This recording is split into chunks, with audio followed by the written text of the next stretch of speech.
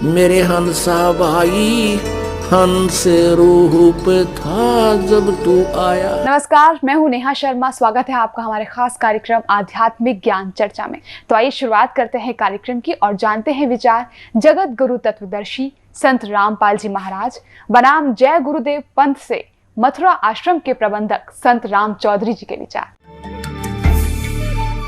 श्रोताओ, आज हम उपस्थित हैं जय गुरुदेव पंथ के प्रमुख आदरणीय संत तुलसीदास जी से कुछ आध्यात्मिक ज्ञान चर्चा हेतु। सबसे पहले हम अपना परिचय प्राप्त करेंगे। आप जी का अपना परिचय दें। संत राम चौधरी, प्रबंधक जय गुरुदेव आश्रम मथुरा। क्या आप जी के पंथ का निकास राधा स्वामी पंथ आगरा से हुआ है? ये जरूर है कि जो हमारे स्वामी जी महाराज के गुरु महाराज थे वो इस पंथ से जुड़े थे। जो आप जी के पंथ जय गुरुदेव में 5 नाम दिए जाते हैं, वे किसी प्रमाणित ग्रंथ जैसे श्रीमद् भागवत गीता, वेद तथा श्री गुरु ग्रंथ साहिब में नहीं लिखे हैं। आप जी क्या कहना चाहेंगे?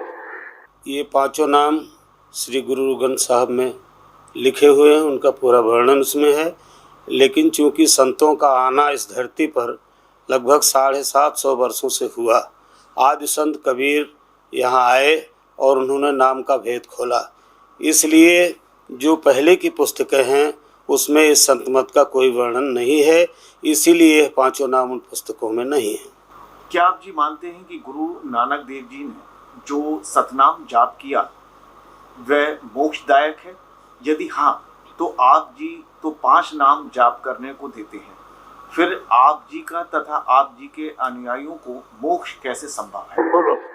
सबसे बड़ी चीज़ ये है कि जो समर्थ महापुरुष वो नाम को जगाते हैं और नाम को देते हैं। क्योंकि गुरु नानक साहब जी वाहिगुरु और सतनाम उनके उच्चारण में था और वो उस परम सत्ता का बोध उससे कराते थे, लेकिन 5 नाम वो भी देते थे। मोक्ष प्राप्त प्राणी सतलोक में भिन्न रहता है। यह सतपुरुष में ऐसे लीन हो जाता है जैसे बूंद समुद्र में। सब जीवात्माएं अमर पद में पहुंच करके अमर आनंद लेती और उसी समुद्र का ही रूप हो जाती। तो समुद्र में बूंद गिरी, समुद्र का रूप हो गई। जल की बूंद जल में गिरी, उसका रूप धारण कर दिया। तो ये थे जय गुरुदेव पंथ से मथुरा आश्रम के प्रबंधक संत राम चौधरी जी के विचार। और आइए अब जानते हैं जगत गुरु तत्वदर्शी संत रामपाल जी महाराज के विचार। दंडवतम गोविंद गुरु बंधु अविजन सोए, पहले भये प्रणाम तिन नमो जो आगे होए। परम पिता परमात्मा पूर्ण ब्रह्म सर्व सृष्टि रचनार कुल मालिक कबीर देव कबीर साहिब जी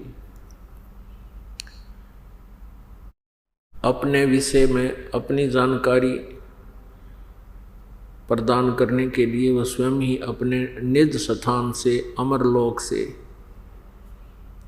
सत्यलोक से चलकर आते हैं।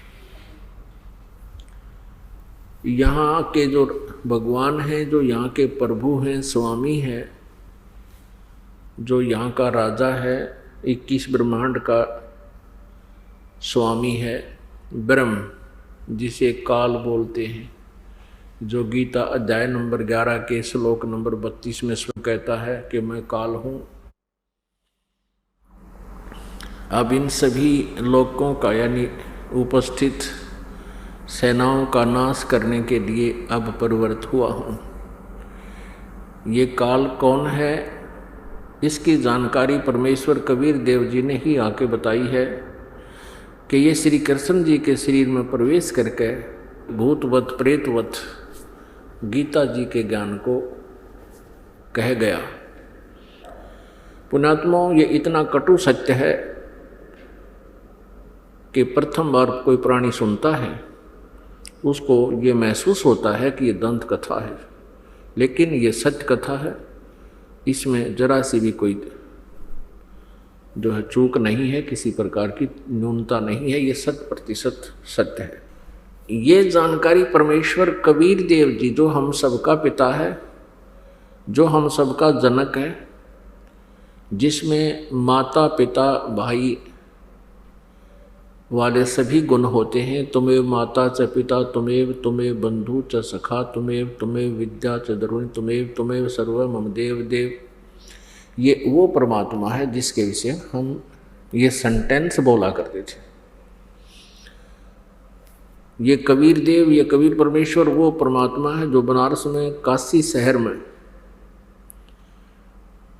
एक जुलाहे की भूमिका करके 120 वर्ष इस पृथ्वी पर रह करके वो परमात्मा सहशरीर चले गए, सहशरीर ही आए थे। क्योंकि परमेश्वर किसी माँ से जन्म नहीं लेते। यदि कोई माँ से जन्म लेकर और फिर वो भगवान की संज्ञा में हम लेते हैं उसको, तो वो माँ से जन्म लेने वाला परमात्मा नहीं हो सकता, क्योंकि फिर सबका जनक नहीं रहा। हम श्रद्धालु हैं, हम किसी भी प्रभावशाली देव को सर्वेश्वर मान लेते हैं। इसी भूल को मिटाने के लिए परमेश्वर स्वयं आते हैं। कबीर देव जी वो पूर्ण परमात्मा हैं, सर्वश्रेष्ठी रचनहार हैं, कुल के मालिक हैं। पुण्यात्माओं, परमेश्वर ने आके हमें ज्ञान कराया कि हम काल के जाल में फंसे हुए हैं। आप देख रहे हो प्रतिदिन समाचार पत्रों में या टेलीविजनों में या वैसे कोई अपने आस पड़ोस में प्रतिदिन ना जाने कितने व्यक्ति कोई दुर्घटना से, कोई वैसे किसी बीमारी से या किसी और कारणों से प्रतिदिन कितने व्यक्तियों की मृत्यु हो रही है, जिसमें पूरा परिवार का परिवार भी चला जाता है और किसी परिवार के 2-2, 3-3 सदस्य एक ही दुर्घटना में मृत्यु को प्राप्त हो जाते हैं। ये सब क्या है? हम जीव हैं, हमारी बुद्धि वहां तक नहीं पहुंच पाई। हम ये सोचते रहे कि शेष कुशल रहें भगवान।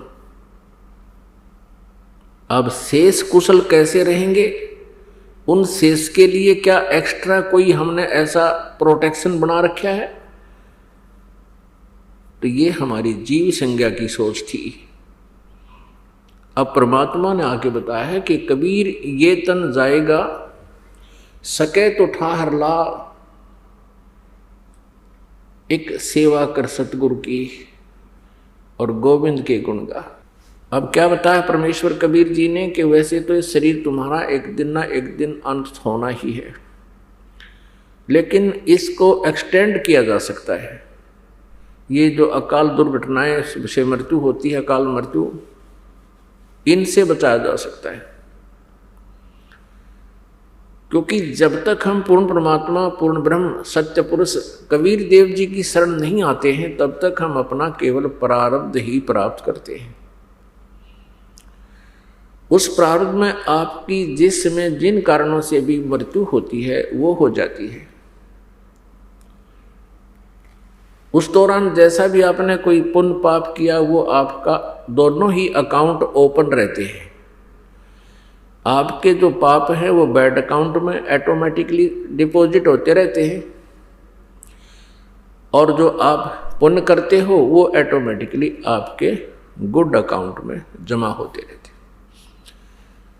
अब पुण्य पाप का जो हिसाब किताब है, अकाउंट है, वो बहुत ही लंबा चौड़ा है। आप अच्छी सोच भी किसी के प्रति रखते हो, वो भी आपके पुण्य में होती है। आप किसी के बारे में मलिन सोच भी रखते हो, किसी का बुरा करने की सोच भी लेते हो, तो भी आपके बैड अकाउंट में वो सोच का जितना भी आपको पाप लगना है वो ऑटोमेटिकली डिपॉजिट हो जाता है। आपने कहीं कोई पक्षियों को दाने डाल दिए, वो आपके गुड अकाउंट में। पक्षियों को दाने डालने के लिए जितने सफर में आपके पैरों के नीचे जीव मरे, वो बैड अकाउंट में। आप कहीं तीर्थ पर गए हो, तीर्थ पर जाकर आपने दान कर दिया, भंडारे कर दिए, तीर्थ पर किए हुए पुण्य का तो गुड अकाउंट में, और तीर्थ तक जाने के जो पाप आपके पैरों के नीचे जितने भी प्राणी मरे, जीव जंतु मरे, वो आपके बैड अकाउंट में। इस प्रकार ये दोनों अकाउंट आपके बराबर चलते रहते हैं। और परमात्मा का विधान है कि जैसा कर्म जो कोई करता है उसको वैसा ही भोगना भी पड़ता है। अपने आत्माओं, जब हम पूर्ण परमात्मा सत्य पुरुष कबीर देव जी की शरण में और इस सत्य नाम का जाप करते हैं पूर्ण संत से प्राप्त करके, तो उस समय बैड अकाउंट बंद हो जाता है। वो कैसे हो जाता है? जैसे किसी ने लाइसेंस बनवा रखा, ड्राइविंग लाइसेंस, चालक प्रमाण पत्र, और वो सड़क से जा रहा है या कहीं भी रास्ते में जा रहा है और उससे कोई दुर्घटना हो जाती है, वो 90% बरी होता है, क्योंकि उसने जानबूझकर एक्सीडेंट नहीं किया, क्योंकि वो ट्रेंड आदमी है, उसके पास प्रमाण पत्र है। तो उससे कोई दुर्घटना में कोई गड़बड़ हो भी जाती है किसी कारण से, तो वो दोषी नहीं होता। कारण कोई और हो सकता है, कोई ब्रेक फेल हो जाए, स्टीयरिंग फेल हो जाए, कोई और भी कारण हो जाए, सामने वाले की गलती से भी एक्सीडेंट हो सकता है। इस प्रकार वो लाइसेंस शुदा व्यक्ति उस दुर्घटना में दोषी नहीं होता। और जिसके पास लाइसेंस नहीं है और वो गाड़ी चला रहा है, उससे कोई दुर्घटना हो जाती है, तो सबसे पहले जो अधिकारी होते, जांच अधिकारी, यही देखते हैं कि लाइसेंस है आपका, लाइसेंस नहीं है तो फिर को सीधा ही सजा होती है, उसका कोई प्रोटेक्शन नहीं होता। तो इसी प्रकार जब तक आपने लाइसेंस नहीं बनवाया है, आप साधना कर रहे हो, यानी गुरु नहीं बनाया है, तो आप जो भी कार्य कर रहे हो, पुण्य या पाप आपसे हो रहे हैं, तो आप, क्योंकि लाइसेंस ना होने से आप उस शुभ काम के लिए जा रहे हो, बीच में आपका एक्सीडेंट से आपके पैरों के नीचे जो भी जीव हिंसा होती हैं वो आपको भोगनी ही पड़ेंगी, क्योंकि आपके पास लाइसेंस नहीं। फिर आप कहोगे कि लाइसेंस तो हमने बनवा रखा है क्योंकि गुरु बना रखे हैं, जैसे कोई राधा स्वामी से उपदेशी है, कोई सच्चा सौदा डेरा से सिरसा से उपदेशी है, कोई ब्रह्मा कुमारी वालों से उपदेशी है, कोई अन्य किसी संत या पंथ से जुड़ा हुआ है, तो वो नकली पासपोर्ट बना रहे, वो नकली ड्राइविंग लाइसेंस बनाते हैं, वो अधिकारी नहीं है, वो संत नहीं है। अपने आत्मा, ये आपके दिल में एक बार खटकेगी ये बात कि वो नकली गुरु हैं। ये तो आपके उस अज्ञान का ही कारण होगा, जिस कारण से आप ये महसूस करोगे कि संत सबको नकली बता रहा है। नकली और असली मेरे कहने से नहीं होंगे, उनके जो चिन्ह हैं, लक्षण हैं, वो बताएंगे कि वो असली है या नकली है। और उनके सब के जो दास ने ये लक्षण बता दिए हैं कि ये संत नहीं है, इनसे जिनको उपदेश है उनका लाइसेंस अनऑथराइज्ड है। और फिर जब यहाँ से संसार छोड़कर जाओगे, वहाँ पर इन गुरुओं से उपदेश लेने से आपको कोई प्रोटेक्शन, कोई बचाव नहीं होगा, उसमें बहुत देर हो चुकी होगी। आपको वहाँ पश्चाताप और रोने के अतिरिक्त कुछ नहीं मिलेगा। दास का ये उद्देश्य नहीं है कि मैं किसी की क्रिटिसाइज करूं, आलोचना करूं, लेकिन परमेश्वर ने इस दास को यह सेवा दे दी कि सच्ची कहूं, सत्य कहूं, ताकि पुण्यात्मा सावधान हो जाएं और उन नकली गुरुओं से वापस आकर के अपना जो ना सच्चा लाइसेंस बनवा ले और जीवन रूपी सफर में वो आगे बहुत चलना है, उसमें अपना बचाव करें और सफलता प्राप्त करें। राधा स्वामी पंथ ने सबसे ज़्यादा जीवों को घेर डाला। ये काल का पंथ है, क्योंकि जहाँ से ये पंथ चला है उसका कोई गुरु नहीं। श्री शिवदयाल जी आगरा वाले, उन्हीं की जीवनी में लिखा है कि स्वामी जी का कोई गुरु नहीं था। और परमेश्वर की अमृत वाणी में, सच्चिदानंद घन ब्रह्म की वाणी में और सभी संतों ने जिन्हें परमात्मा पाया है, उनके अमृत वचनों में ये स्पष्ट किया है कि गुरु बिन माला फेरते, गुरु बिन देते दान, गुरु बिन दोनों निष्फल हैं, चाहे पूछो वेद पुराण। अब गुरु नहीं जिस व्यक्ति का, तो आगे चल के वो बहुत दुख पाता है। क्या होता है कि पिछले पुण्य इतने होते उन पुण्यात्माओं के, जो पुण्यात्माएं किसी गुरु पद को प्राप्त कर रहे हैं, कोई संत बन गया है, ये काल का जाल है। वो पिछले पुण्यकर्मी प्राणी हैं, उनकी वचन में भी प्रभाव होता है, उनके बोलने की शैली में भी बहुत एक आम व्यक्ति से अंतर होता है। और जिस कारण से वो अपने पिछले पुण्य से, पिछली चार्ज बैटरी से, पिछले जन्म की सिद्धियों से वो बहुत सी जनता को अपने पीछे तो लगा सकते हैं, लेकिन अंत अनुयायियों का भी और स्वयं का भी बहुत बुरा होता है। तो प्रसंग ये चल रहा है कि जो इन नकली गुरुओं से उपदेश प्राप्त कर रखा है उन भोली श्रद्धालुओं ने, भोली आत्माओं ने, और वो ये सोच रहे हैं कि हमने गुरु तो बना ही रखा है। नहीं, गुरु पूरा हो, ज्ञान सच्चा हो और आपकी श्रद्धा भी सच्ची हो, तब बात बने। अब यहाँ आपको थोड़ा सा पैरेलल एक प्रमाण देने पड़ेंगे, अन्यथा आप जी समझ नहीं सकोगे कि दास का क्या उद्देश्य है, क्यों कह रहा है, और सचमुच ऐसा है भी कि नहीं। श्री शिवदयाल जी जो आगरा में हुए हैं, उनको ये लोग परम धनी और परम पूज्य, पूर्ण ब्रह्म आदि नामों से, संज्ञाओं से, उपमाओं से सब सुशोभित करते हैं, और उनका कोई गुरु नहीं था। शिवदयाल जी से राधा स्वामी पंथ व्यास से प्रारंभ हुआ, जो श्री जयमल सिंह जी ने वहाँ प्रारंभ किया। श्री जयमल सिंह जी को कोई आदेश नहीं था शिवदयाल जी का कि तू वहाँ कोई नारा सांग जोड़ ले, क्योंकि सन 1878 में शिवदयाल जी की मृत्यु होगी। सन 1889 में श्री जयमल सिंह जी फौज से रिटायर हुए, मिलिट्री से। उन्होंने अपना मनमुखी व्यास में डेरे का लठ गाड़ दिया और उनको कोई आदेश नहीं था। प्रथम तो शिवदयाल जी का कोई गुरु नहीं था, उनके पास यथार्थ मंत्र नहीं थे, उनका कोई यथार्थ ज्ञान नहीं था, जिस कारण से वो स्वयं भी अपना जीवन व्यर्थ कर गए और करोड़ों इन भोले श्रद्धालुओं को मिसगाइड करने का वो पाप भी साथ ले गए। अब थोड़ी सी झलक दिखाते हैं इस राधा स्वामी पंथ की और इससे निकली हुई ब्रांचों की। पुण्यात्मा उदास का उद्देश्य ये है कि जैसे एक बार नकली नोट किसी व्यक्ति ने छाप लिए और जनता को वो धोखा दे रहा था, 500 के नोट। सरकार को पता लगा, उन नकली और अपने असली नोटों को दोनों को साथ साथ रख के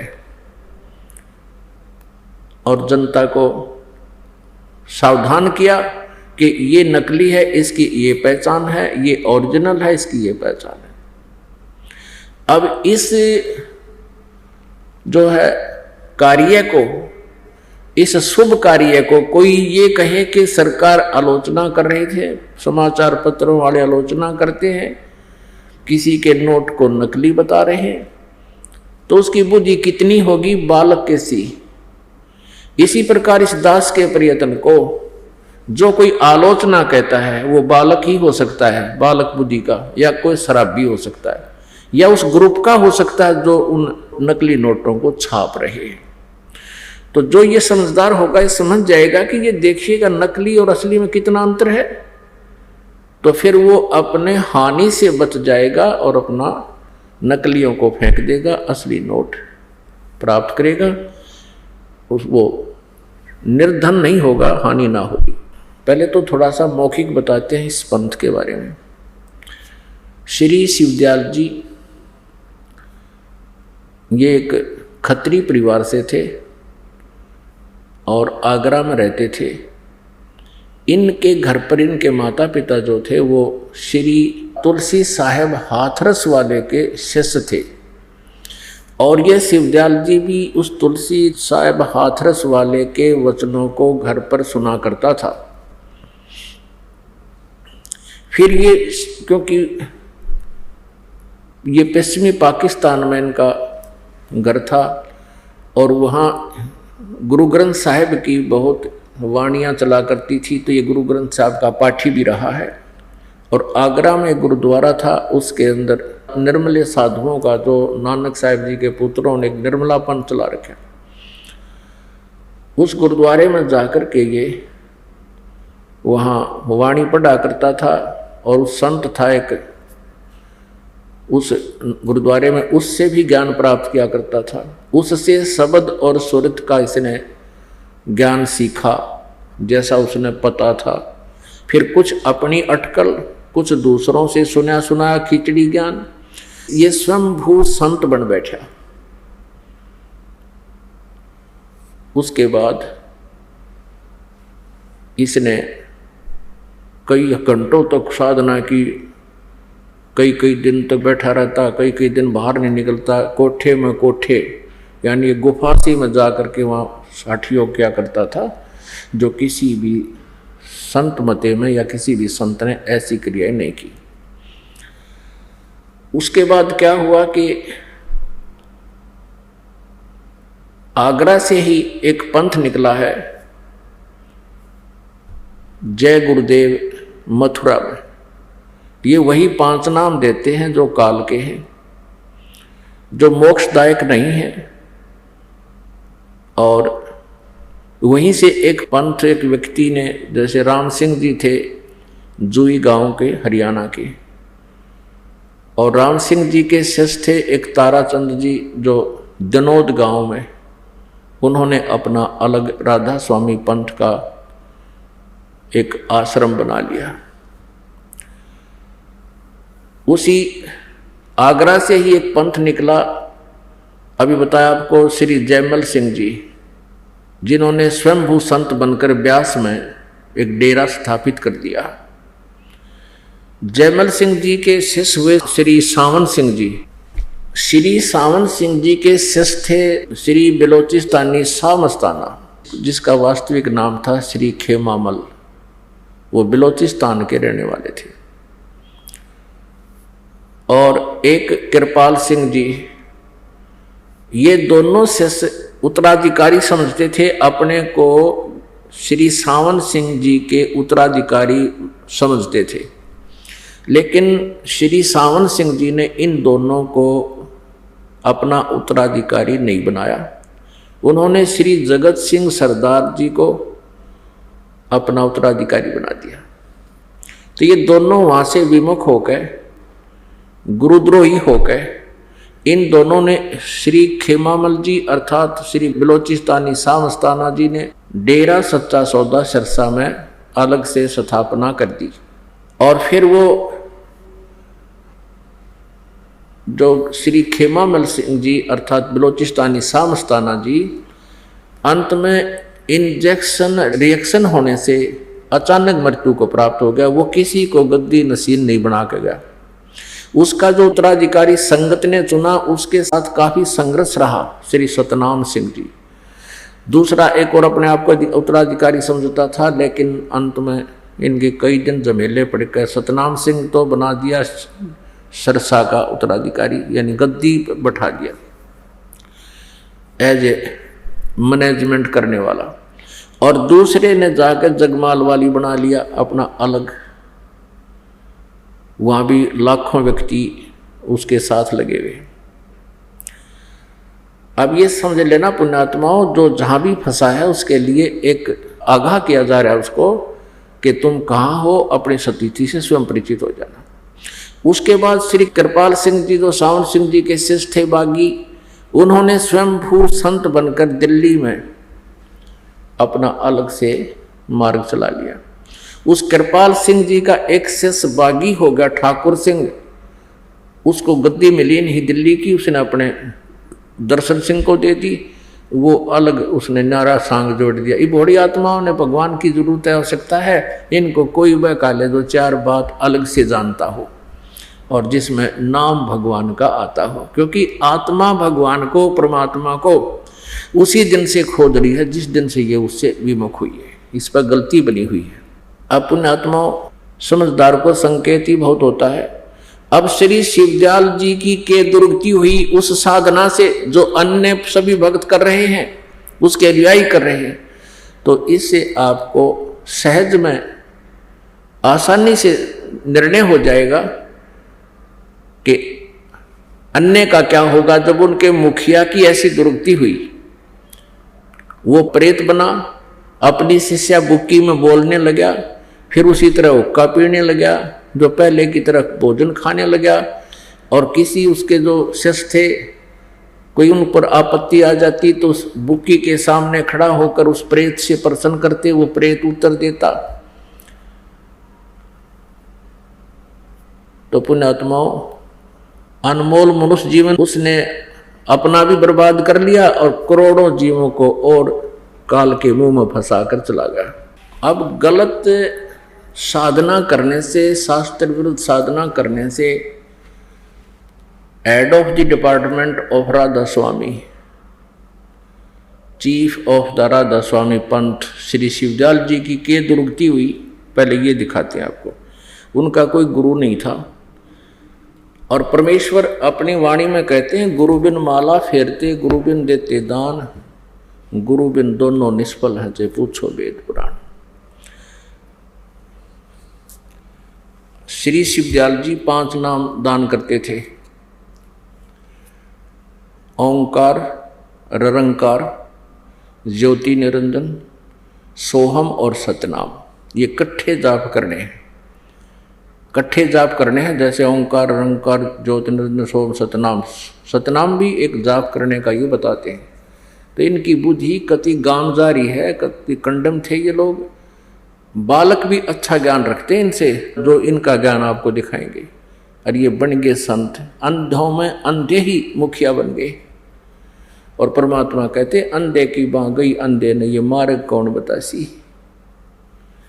अब देखो, श्री शिवदयाल जी की के दुर्गति हुई, जिसने राधा स्वामी पंथ का प्रवर्तक कहा जाता है, जिसने यो इतना बड़ा जन समुदाय डुबो दिया।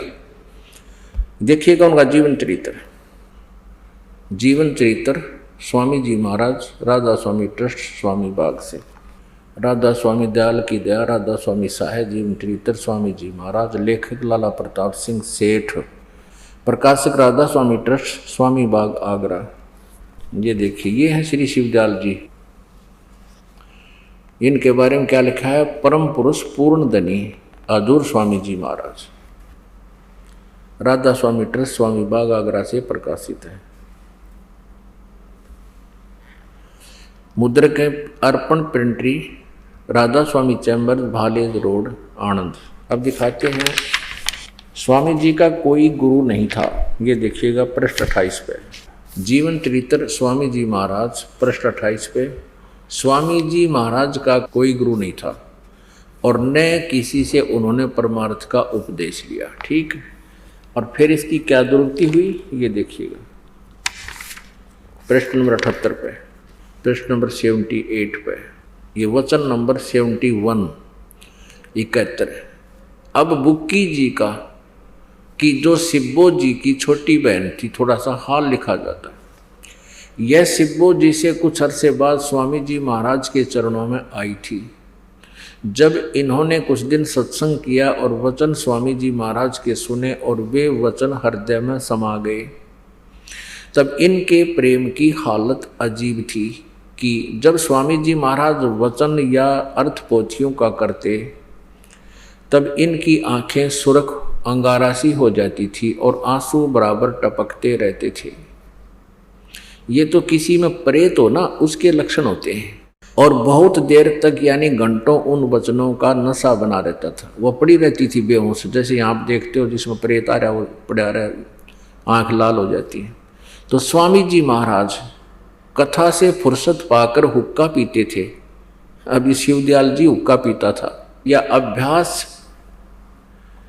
का रस लेते हुए या कथा कहने बैठते तो बुक्की जी महाराज के चरणों का अंगूठा मुंह में रखे हुए घंटों चरणामृत का रस लेती रहती थी।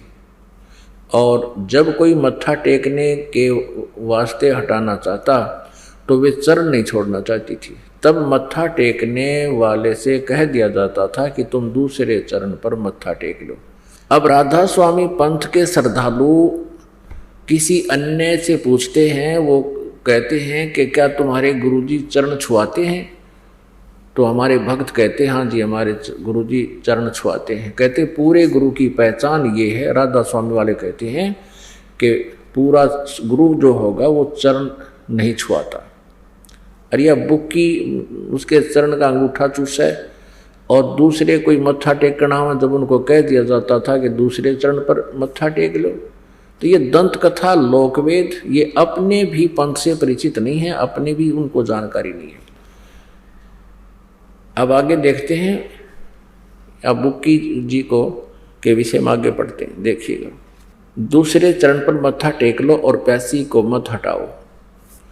और वह बयान किया करती थी, मुझे इसमें ऐसा रस आता जैसे कोई दूध पीता है।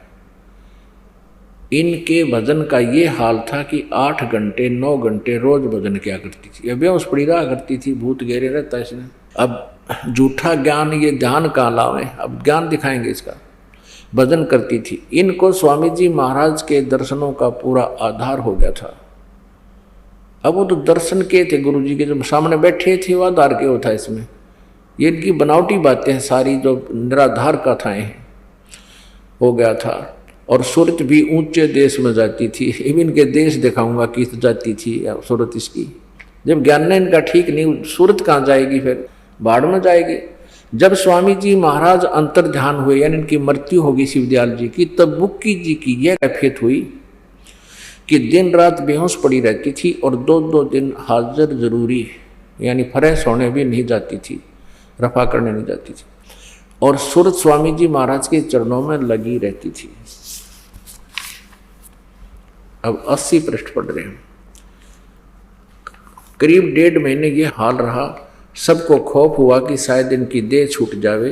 तब स्वामी जी महाराज ने इनको दर्शन दिए बुक्की को और फरमाया कि जिस तरह तू सेवा पेशतर किया करती थी उसी तरह करो।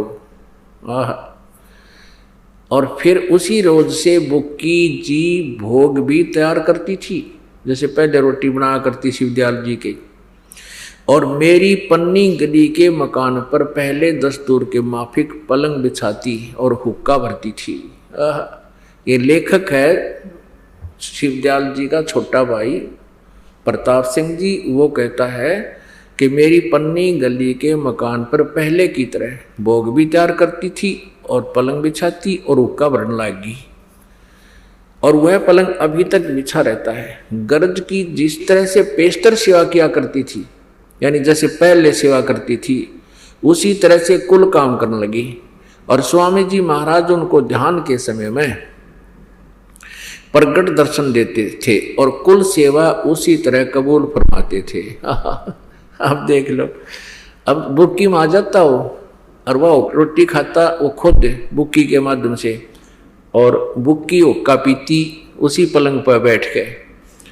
यानी शिवदयाल जी बुक्की में प्रवेश होकर पहले की तरह कुल सेवा उसी तरह कबूल फरमाते थे, जैसा कि अंतर ध्यान होने के पेशतर यानी पहले करते थे।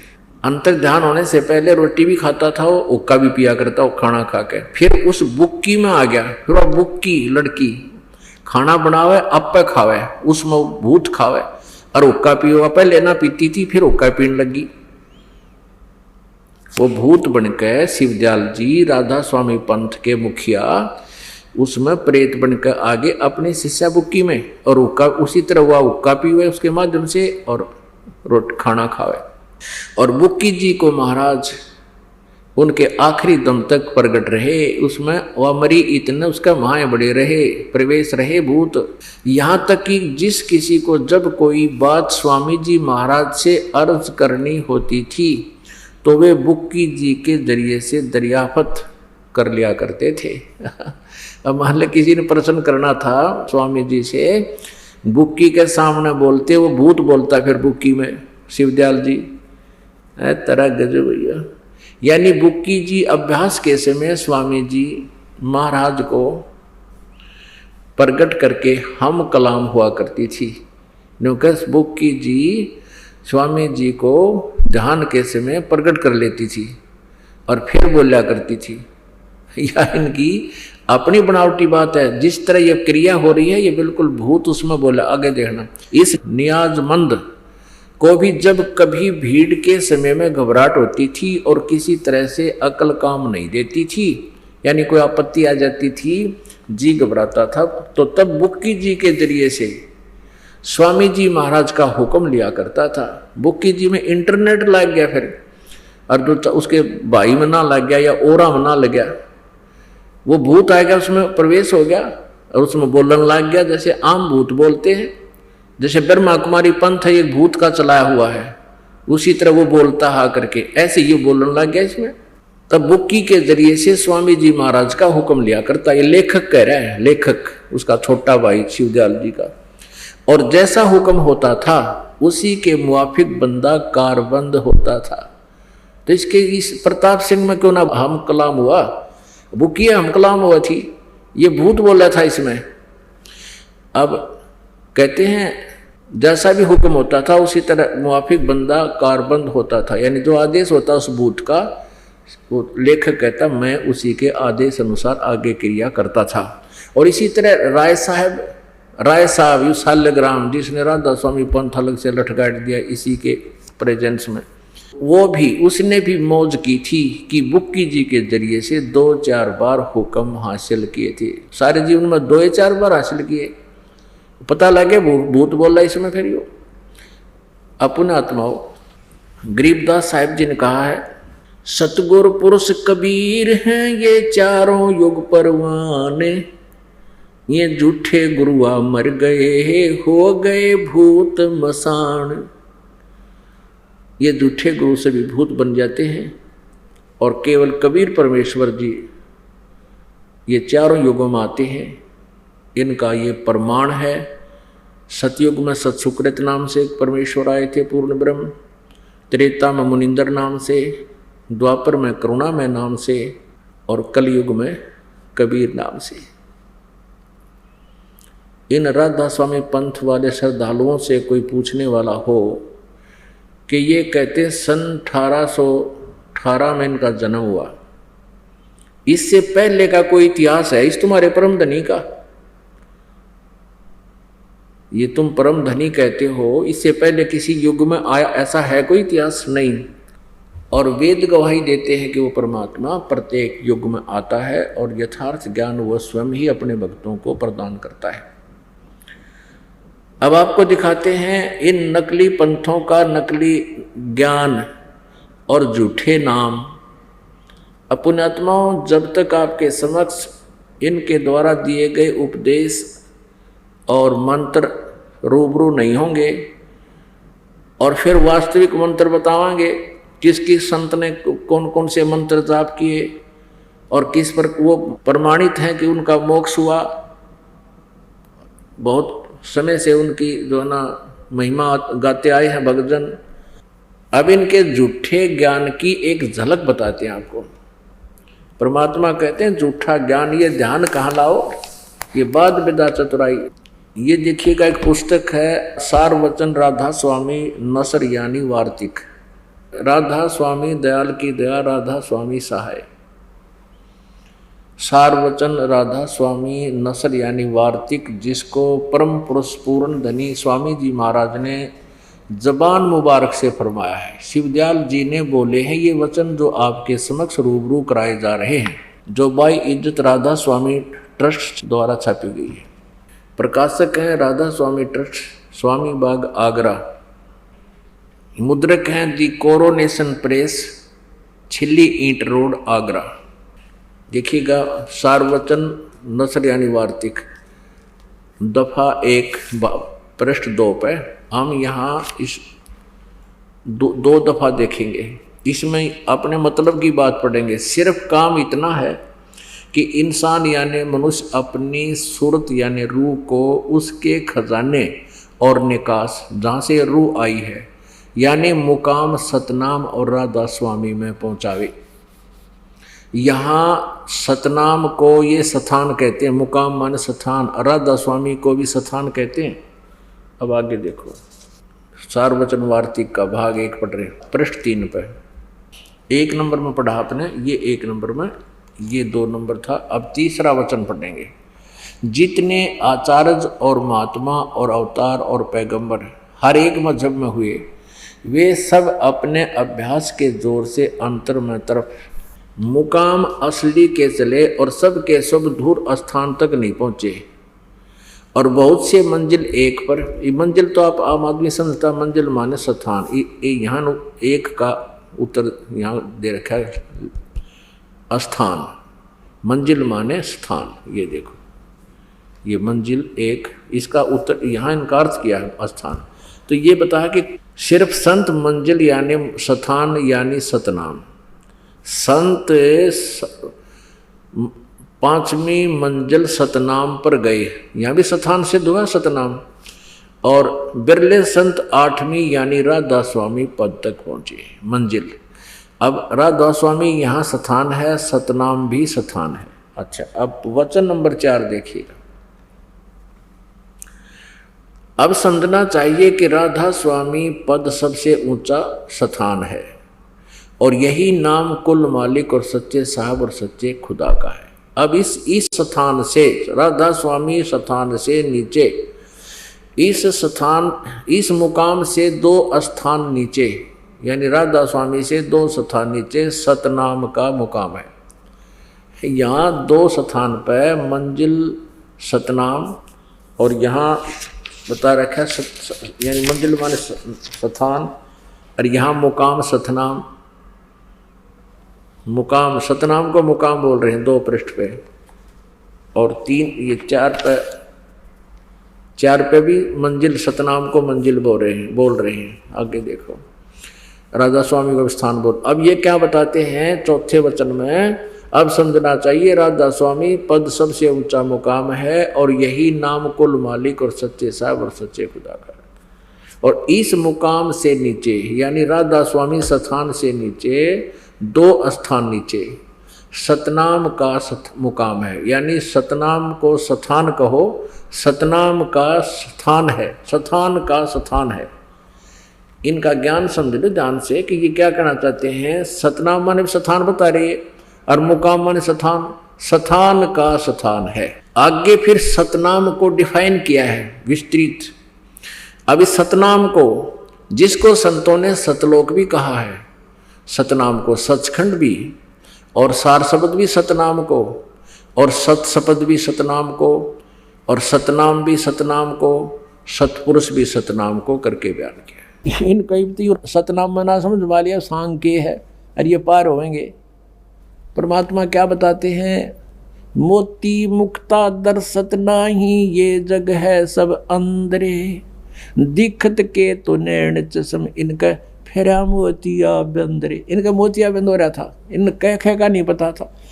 मोक्ष प्राप्त प्राणी सतलोक में भिन्न रहता है, यह सतपुरुष में ऐसे लीन हो जाता है जैसे बूंद समुद्र में। तब जीवात्माएं अमर पद में पहुंच करके अमर आनंद लेती और उसी समुद्र का ही रूप हो जाती। उस समुद्र में बूंद गिरी, समुद्र का रूप हो गई। जल की बूंद जल में गिरी, उसका रूप धारण कर दिया। तो ये थे जय गुरुदेव पंथ के संत तुलसी साहिब जी के विचार। और आइए अब जानते हैं जगत गुरु तत्वदर्शी संत रामपाल जी महाराज के विचार। इनका सिद्धांत क्या है राधा स्वामी वालों का, कि भगवान ऊपर सतलोक में सतपुरुष निराकार है, वहाँ केवल प्रकाश ही प्रकाश है, और यहाँ से मुक्त हुई आत्मा उस सतलोक के प्रकाश में यानी परमात्मा में ऐसे लीन हो जाती है जैसे बूंद समुद्र में, यानी वहाँ कोई अलग अस्तित्व नहीं रहता जीव का।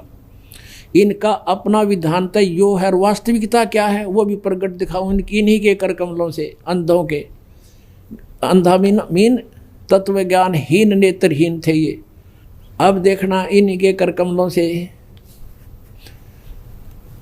अब क्या बताते हैं, ये खुद प्रकरण दे रहे हैं एक जगह, अभी दिखाते हैं आपको कि एक इंदुमती रानी थी, उसके गुरु कबीर जी थे। अब देखना 264 पृष्ठ पे इसी संत मत, ये श्री सावन सिंह जी के सत्संगों का वचनों का संग्रह है। कति आज तक 150 वर्ष से चल रहे हैं, इनके सैकड़ों वर्षों से। और ये देखो इनका कौन है, प्रकाशक है संत मत भाग 4 सावन महाराज सावन सिंह जी, प्रकाशक सेवा सिंह, सेक्रेटरी राधा स्वामी सत्संग व्यास, डेरा बाबा जयमल सिंह, जिला अमृतसर। मुद्रक है Sartaj printing press, Tanda road, Joshi state Jalandhar से। भाग 4 के और पृष्ठ नंबर 264 पे सत्संगी ने सावन सिंह जी से पूछा, हजूर संतों की पदवी कहाँ तक है? सावन सिंह जी महाराज जी कहते हैं, हमारी इतनी बुद्धि और अकल नहीं कि हम संतों की पदवी को समझ सके। फिर भी सुनो, रानी इंदुमती कबीर साहब के समय में हुई थी। फिर पहले कबीर साहब मालिक में जाकर विलीन हुए। लेकिन अपनी विधान से बता रहे हैं कि पहले तो कबीर साहब जाकर उस सतलोक में मालिक में निराकार भगवान में लीन हो गए, जैसे बूंद समुद्र में। और पीछे रानी हुई, पाछे तो रानी उसमें समुद्र में एक कम एक होगी, डूब कर मर गई। और जब रानी ने सचखंड में जाकर कबीर साहब की पदवी को देखी तो कहने लगी, महाराज यदि आप पहले ही बता देते कि मैं अकाल पुरुष हूँ, मैं ही परमात्मा हूँ, सत्पुरुष हूँ, तो मैं भजन सुमन कर करके व्यर्थ परेशान ना होती। कबीर साहब ने उत्तर दिया, तुमको उस समय विश्वास नहीं आना था। अब देखो इनकी थ्योरी अंधों की।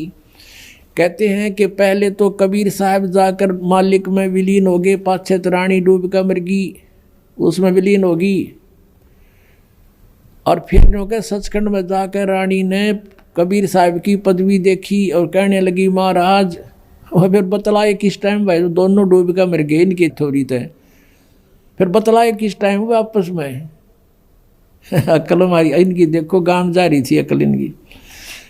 अब वो दोनों बतलान लगे, कहते सचखंड में जाकर कबीर साहब की पदवी देखी तो कहने लगी रानी कि महाराज यदि आप पहले बता देते कि मैं काल पुरुष हूँ, वो तो थे काल पुरुष, वो तो परमात्मा ही थे। अब ये बात तो सच्ची है, इनका उदाहरण इनके विपरीत है। फिर वो बतलाए कैसे अलग अलग अस्तित्व है भगवान का, वहाँ पर आत्मा का और परमात्मा का। फिर दिखाते हैं एक और 189 पृष्ठ पे। हाँ, ये देखो इन ज्ञानहीनों की पुस्तक में देख लो, संत मत प्रकाश भाग 4 और यहाँ देखा 189 पृष्ठ पे। यहाँ कहते हैं इसी तरह रानी इंदुमती थी, जब उसको कबीर साहब सचखंड ले गए तो उसने वहाँ जाकर देखा कि कबीर साहब ही सतपुरुष हैं। बताओ फिर तारा धनी कित रहेगा जब कबीर साहब सतपुरुष है, वो कित गा तुम्हारा परम धनी। आए हाय, कबीर साहब सतपुरुष हैं, ये पूर्ण परमात्मा है, ये बिल्कुल सही है। इंदुमती का बिल्कुल ऐसा ही प्रकरण है। और कहती है, हाय हाय, अगर आप मुझे इतना बता देते कि मैं ही सतपुरुष हूँ तो क्या मैं आपकी सेवा न करती। कबीर साहब कहते हैं कि तुझे विश्वास न आता, अब तू आ गई है तो तेरी मर्जी कह ले। अब ये बिल्कुल सही है कि वहाँ अस्तित्व अलग अलग है दोनों का। भगवान रूप में कबीर परमेश्वर वहाँ तख्त पर विराजमान है और जाने वाली आत्मा इंदुमती ने जब परमात्मा को वहाँ देखा, जब कहा सचमुच आप तो सत्यपुरुष हैं। हरियन दे आप पहले लिख रहे हैं इस बात को, और फिर भी शिवदाल परम धनी बताओ है ये। और वहाँ बताते हैं पहले कबीर साहब विलीन हो गए, फिर रानी विलीन होगी, और फिर बतलाए वो दोनों। अरे कहते हैं मोती मुक्ता दर्शत नाही, ये जग है सब अंदरे, ये दिखत के तो नैन चश्म इनका फेरा मोतिया बंदरे। ये दिखत है संत इन्हें कह का बिना पता, आज तक इनका सतनाम समझ में नहीं आ लिया। और बात बनाओ सतलोक दान की। बोलो सतगुरुदेव।